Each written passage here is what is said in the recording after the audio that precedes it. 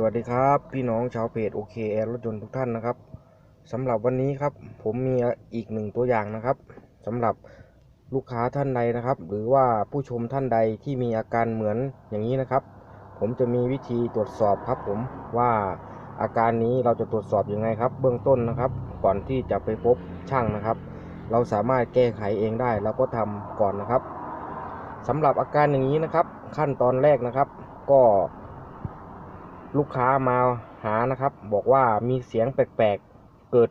ตอนเปิดพัดลมนะครับมีเสียงดังขึ้นมาตอนเปิดพัดลมนะครับผมก็จะเป็นเสียงยังไงครับผมก็จะทำให้ดูนะครับว่าเสียงเป็นยังไงครับก็ขั้นแรกเราก็เปิดสวิตช์ไปที่ตำแหน่งออนก่อนนะครับผมหลังจากนั้นเราก็เปิดพัดลมแอร์ได้เลยครับว่าเป็นยังไงเนี่ยครับพอเราเปิดพัดลมแอร์ปุ๊บเราก็จะได้ยินเสียง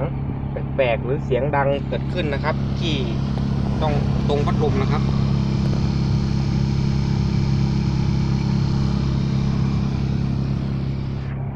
สำหรับอาการนี้นะครับก็คือมันเกิดจากพัดลมนะครับก็ผมจะสอนวิธีการรื้อตรวจเช็คนะครับว่าพัดลมทำไมถึงเสียงดังนะครับก็อย่าลืมนะครับอุปกรณ์ของเราครับก็คือไขควงแฉกครับขั้นตอนต่อไปก็จะรื้อพัดลมออกมาดูนะครับทำง่ายๆครับผมขั้นตอนแรกก็ปิดสวิตช์พัดลมก่อนครับผมแล้วก็ปิดสวิตช์ตำแหน่งออนนะครับปิดสวิตช์กุญแจให้อยู่ที่ปิดไปเลยนะครับก็วิธีสังเกตนะครับรถรุ่นนี้ก็คือ Isuzu นะครับพวกตระกูล Isuzu พวกกระบะหรือเป็นรถเก๋งรถอะไรก็ช่างนะครับจะมีน็อต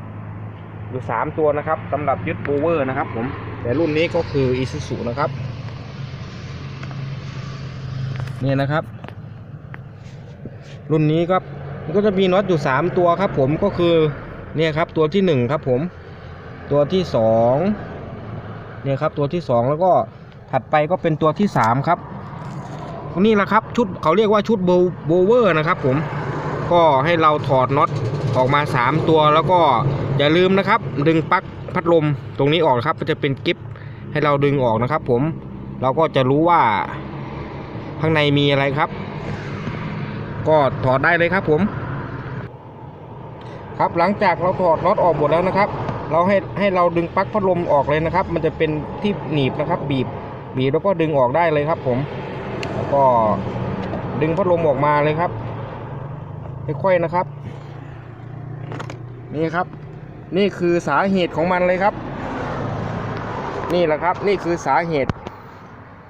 ที่ทำให้เวลาเราเปิดพัดลมนะครับมีเสียงออกมาครับผมนี่ก็คือนี่นะครับ